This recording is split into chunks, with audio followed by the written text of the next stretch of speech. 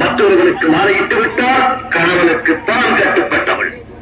மற்றவர்களுக்கு மாலையிட்ட பெண் பெற்றவர்களை அந்த பெண் மறந்துவிட வேண்டியதுதானா? சுற்றி வளைத்து நீ எங்கு வருகிறாய் என்று எமக்கு புரிகிறது. சுருக்கமாக சொல். சுவாமி, கோபப்பட்டு விடாதீர்கள். மறுபடியும் மன்றாடி கேட்டுக் கொள்கிறேன். என்ன கேட்கப் போகிறாய்? என் தந்தை தட்சம் நடத்தும் யாகத்திற்கு சென்று வர வேண்டும் என்று மனதில் தோன்றுகிறது. உத்தரவு கொடுப்பீர்களா? பிறந்த வீட்டிற்கும் பிறந்த இடத்திற்கும் விரோதம் ஏற்பட்ட பிறகு என்னால் பிறந்தோடு இருப்பதை விட ஏற்பதே மேலும். தந்தையின் பாவம் என்னையும் இரு வளர்க்கு வந்துவிட்டது. தவறுதான் என்னை மன்னியுங்கள். சென்று வர உத்தரவிடுங்கள். விதி உன்னிடம் உண்மையாக சரி.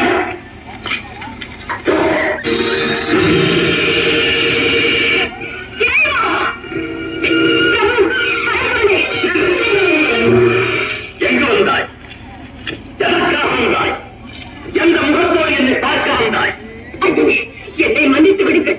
பெண்பத்தி பின்பற்றி இந்த சொல்லுக்கு இலக்கணம் கண்டுவிட்டேன்.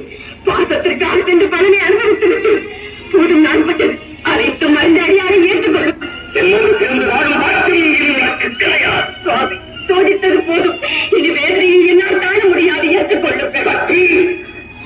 எனவே வாழ்ந்து தக்கம் மறந்த பாகத்தால் கொலை செய்து விட்டாய். இதற்கு தக்க தண்டனை நீ என்னை கூர்ந்திருக்க வேண்டியது. என்னை பிரிந்து